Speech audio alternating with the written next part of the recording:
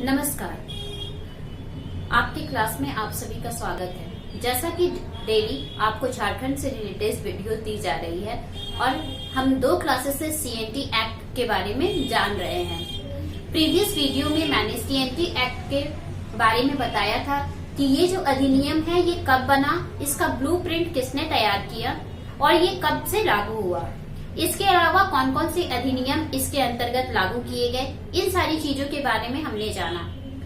आज जो है हम धाराओं के बारे में विस्तृत रूप से जानेंगे कि हर एक धाराओं में अध्याय जो है, उन अध्यायों में जितनी धाराएं हैं उन धाराओं में किन किन बातों पर विशेष तौर से जोर दिया गया है, किन किन बातों के बारे में विस्तार से बताया गया है। जो पहला धारा है हमारा धारा 1, उसमें जो है उसमें उसकी संक्षिप्त नामों का विवरण है। जो धारा 2 है इसमें निरसन के बारे में सारी जानकारी दी गई है। निरसन का अर्थ होता है रद्द होना। तो जो पहला निरसन 1 है इसमें क्या कहा गया है, इसके बारे में हम ध्यान देते हैं कि इसमें क्या बोला गया है। इसके निरसन 1 में कहा गया है अनुसूचित कॉम में शामिल अधिनियम और अधिसूचनाओं को छोटा नागपुर प्रमंडल में रद्द किया जाना। ये किसके अंतर्गत है, हमारा निरसन 1, धारा 2 के निरसन 1 में इसके फॉलोअप किया गया है। निरसन 2 में अनुसूचित ख में शामिल अधिनियमों को धनबाद जिले तथा सिंहभूम जिले के पटमदा, ईचागढ़ और चांडिल थानाओं में निरसित किया जाता है। ये दोनों जो है निरसन में की गई कार्य है। निरसन में निरसन 1, निरसन 2 जो किसके अंतर्गत है, हमारे धारा 2 के अंतर्गत। धारा 3 में जो है कुछ परिभाषाएं हैं जिस पर विशेष रूप से जोर दिया गया है। धारा 3 के अंतर्गत उन परिभाषाओं में कुछ शब्द जो है जो कंटिन्यूटी में आपका सीएनटी एक्ट में यूज में आएगा। उन शब्दों में जो सबसे पहला शब्द आता है वो है आपका कृषि वर्ष। इसमें क्या कहा जा रहा है, कृषि वर्ष झारखंड राज्य के अनुसार किसी भी स्थानीय क्षेत्र में कोई भी पर्टिकुलर प्लेस हो, कार्य के लिए, कृषि कार्य के लिए जो प्रचलित समय हो, जो पर्टिकुलर टाइम हो, वो क्या हो, 1 अप्रैल से 31 मार्च तक का समय हो। मतलब एक पर्टिकुलर टाइम हो। हर एक क्षेत्र का अपना अपना टाइम टेबल होता है, अपना अपना टाइम होता है डाटा चार्ट का, ईयरली प्लान का। तो ये चीज कृषि वर्ष के लिए संबोधित किया गया है कि एक पर्टिकुलरली डाटा टाइम हो, ईयरली प्लान हो। वो प्लान में भी 1 अप्रैल से 31 मार्च तक का भी हो सकता है, 1 अप्रैल से 31 मार्च तक का भी हो सकता है, या फिर सरकार के हिसाब से, सरकार के अकॉर्डिंग कोई भी उचित समय हो, सरकार जिस भी समय को उचित समय समझे वो उसको निर्धारित कर सकता है। इसके बाद जो पॉइंट आता है वो आता है हमारा भूगतबंध बंधक। अब भूगतबंध बंधक जो है, ये सारे शब्द जो है वो अक्सर इस चैप्टर में आपको आगे सुनने को मिलेंगे। तो उससे पहले हमें ये जान लेना है कि ये होता क्या है। भूगतबंध बंधक, इसका मतलब होता है ऐसा रैयत जो कि उधार या ऋण में लिए गए धन के लिए बंधक रखा जाता है और सभी प्रकार के शुद्ध लाभ से बंधक अवधि तक ये वंचित रहता है। ऐसे जो क्रियाकलाप होते हैं वो किसके अंतर्गत आते हैं, हमारा भूगत बंधक के अंतर्गत आते हैं। जो नेक्स्ट आता है जोत, ये किसको बोलते हैं, रैयत के द्वारा जो धारित भूमि या भूमि खंड होते हैं, वैसे भूमि खंड जो रैयत के द्वारा धारित किए जाते हैं, निर्धारित किए जाते हैं, वे कहलाते हैं हमारे जोत। इसके बाद जो आता है वो आता है हमारा कोड़कर। वह भूमि खंड, वैसा क्षेत्र जिसे कि स्पेसिफिकली मुख्यतः धान की खेती के लिए कोड़कर चौरस बनाया जाता है, वो क्या कहलाता है, कोड़कर। भूस्वामी, जिसके अधीन रैयत या काश्तकारी भूमि, वैसी भूमि काश्तकारी या रैयत भूमि जो जिसके अधीन रहते, यानी जिसके अधीन रैयत या काश्तकारी भूमि धारण करता हो या लगान देता हो। जैसे इसका मोस्ट इम्पोर्टेंट एग्जाम्पल और सटीक सा उदाहरण क्या है, सरकार।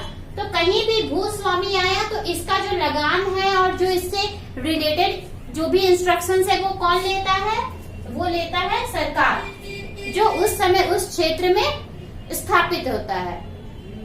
नेक्स्ट आता है स्थायी भूधृति। इसका अर्थ होता है स्थायी भूधारक का हित, जो भी उस समय परमानेंटली उस जमीन का मालिक है उसके हित के बारे में। स्थावर शर्त मतलब लगान के अलावे कुछ अन्य शर्तें भी लागू की जाती है भूमि खड्डों पर। कर के अलावा कुछ और भी टैक्स जो है जो पे करना पड़ता है वो किसके अंतर्गत आता है? हमारा स्थावर शर्त के अंतर्गत आता है। अब जो हमारा नेक्स्ट पॉइंट है वो है विहित। विहित क्या होता है? विहित का मतलब होता है राज्य सरकार के द्वारा जो भी नियम लागू किए जाते हैं, राज्य सरकार के द्वारा भूमि को लेकर जो भी अधिनियम लागू किए जाते हैं वो कहलाता है हमारा विहित। रजिस्ट्रीकृत। रजिस्ट्रीकृत का अर्थ होता है दस्तावेजों का पंजीयन करना। दस्तावेजों का पंजीयन जो है वो रजिस्ट्रीकृत कहलाता है। लगान।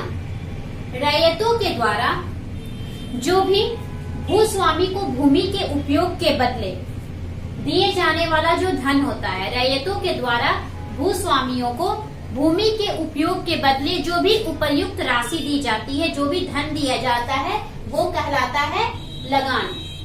ये जो शब्द है ये बार बार अभी इस अधिनियम के अंतर्गत हमें सुनने को मिलेगा। नेक्स्ट जो हमारा है मोस्ट इम्पोर्टेंट, ग्राम मुखिया। ग्राम मुखिया किसे कहते हैं?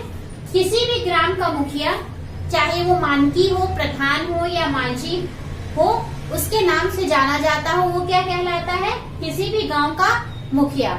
जनरली इसे किस नाम से हम लोग जानते हैं?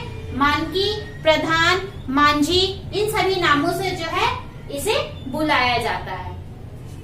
नेक्स्ट है पुनर्ग्राह्य भूधृति। भूधृति के बारे में हमने भी जाना। ये है हमारा पुनर्ग्राह्य भूधृति, अर्थात रैयत का अगर कोई भी वारिस नहीं है तो उस स्थिति में जो भूमि है वो डायरेक्टली कहाँ होगा? वापस भूमि जो है डायरेक्टली भूस्वामियों को वापस हो जाएगी। ये होता है हमारा पुनर्ग्राह्य भूधृति। जो नेक्स्ट आता है वो है हमारा राजस्व पदाधिकारी। राज्य सरकार के द्वारा राजस्व की वसूली के लिए जो भी अधिकृत अधिकारी चुने जाते हैं वे कहलाते हैं हमारे राजस्व पदाधिकारी। वे क्या कहलाते हैं? राजस्व पदाधिकारी।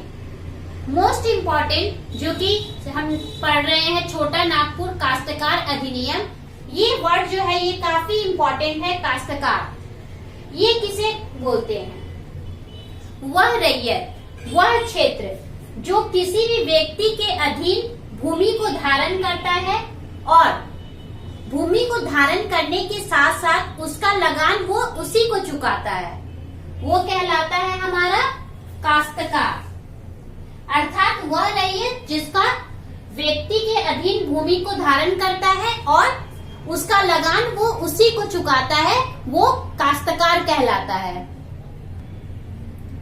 अब जो है हम अध्याय 2 के बारे में अध्ययन करेंगे। अध्याय 2 में किन किन धाराओं को सम्मिलित किया गया है? अध्याय 2 में धारा 4 से लेकर धारा 8 तक को सम्मिलित किया गया है। अब इन धाराओं के अंतर्गत किन किन बातों का विश्लेषण किया गया है इसके बारे में जानेंगे। जो धारा 4 है, इस नियम के अंतर्गत काश्तकार के जो 4 प्रकार हैं, काश्तकार के 4 टाइप्स को निर्धारित किया गया है, बताया गया है। तो जो पहला टाइप है, जो फर्स्ट उसका टाइप है वो क्या है? भूधारक अथवा उपभूधारक। अब ये किसको बोलते हैं? वैसा व्यक्ति, वो व्यक्ति, वैसा व्यक्ति जो अपना जमीन या किसी दूसरे का जमीन को खेती के लिए धारण किया हो तथा उसका लगान चुकाता हो।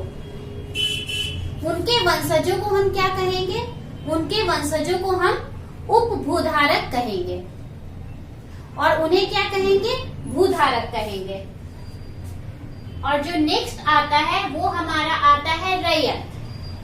रैयत जो है वो भी मुख्यतः 3 प्रकार का होता है। जो फर्स्ट है अधिभोगी रैयत, जिसे अपनी जमीन पर अधिभोग का अधिकार प्राप्त होता है, ऐसा रैयत जिसे अपनी जमीन पर अधिभोग का अधिकार प्राप्त हो, वो कहलाता है अधिभोगी रैयत। और अनाधिभोगी रैयत वैसा रैयत जिसे अपनी जमीन पर अधिभोग का अधिकार प्राप्त नहीं होता है, वो कहलाता है हमारा अनाधिभोगी रैयत। और जो थर्ड है खूंट कट्टी रैयत, मतलब वैसा रैयत जिसे खूंट कट्टी का अधिकार प्राप्त हो, वो कहलाता है हमारा खूंट कट्टी रैयत। इसके अंतर्गत जो दूसरा हमारा आता है पार्ट, वो कहलाता है दर रैयत। ऐसे काश्तकार जो रैयत के अधीन होते हैं, वो आते हैं दर रैयत के अंतर्गत। वैसे काश्तकार जो रैयत के अंतर्गत होते हैं, उसके अंतर्गत होकर सारे कार्य करते हैं, वे क्या कहलाते हैं? दर रैयत कहलाते हैं। और जो नेक्स्ट है हमारा मुंडारी खूंट कट्टीदार। मुंडारी खूंट कट्टीदार किसे बोलेंगे? मुंडारी खूंट कट्टीदार उसे बोलेंगे, वैसे क्षेत्र को बोलेंगे मुंडाओं के द्वारा जंगलों को साफ करके जिस भूमि को कृषि योग्य बनाया जाता है, वो आता है क्षेत्र किसके अंतर्गत? मुंडारी खूंट कट्टीदार के अंतर्गत। अब जो है धारा 4 से लेकर धारा 8 तक में हम देखेंगे धारा 5 से 8 में किन किन बातों पर विशेष तौर से जोर दिया गया है। धारा 5 में बताया गया है भूधारक का अर्थ। भूधारक जो शब्द है वो अक्सर अभी आगे यूज होगा छोटा नागपुर काश्तकारी अधिनियम में। भूधारक का अर्थ क्या होता है? वह व्यक्ति जिसने भूमि धारण किया हो, जिसने एक पर्टिकुलर स्पेसिफिक क्षेत्र को खरीदा हो।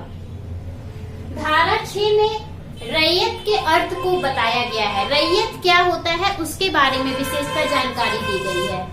तो रैयत का अर्थ होता है जिसने खेती करने या फिर करवाने के लिए भूमि धारण किया हो, वह क्या कहलाता है? वह कहलाता है रैयत। धारा 7 में खूंट कट्टी अधिकार युक्त रैयत के अर्थ को बताया गया है। अब खूंट कट्टी अधिकार युक्त रैयत का अर्थ क्या होता है?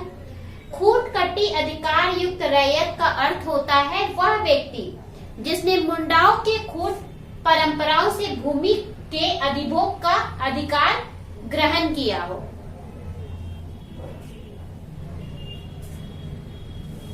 जो धारा 8 है, ये है मुंडारी खूंट कट्टीदार का अर्थ, इसमें बताया गया है। इसमें किसे कहा गया है? वह मुंडारी जिसने खूंट कट्टीदार भूमि में जोत का अधिकार अर्जित किया है। तो ये सारी चीजें जो है ये धारा 5, 6, 7, 8 में बताई गई है। क्वेश्चन जनरली ऐसे भी पूछा जा सकता है कि खूंट कट्टी अधिकार युक्त रैयत के अर्थ को छोटा नागपुर काश्तकारी अधिनियम की किस धारा में बताया गया है, किस धारा में समझाया गया है?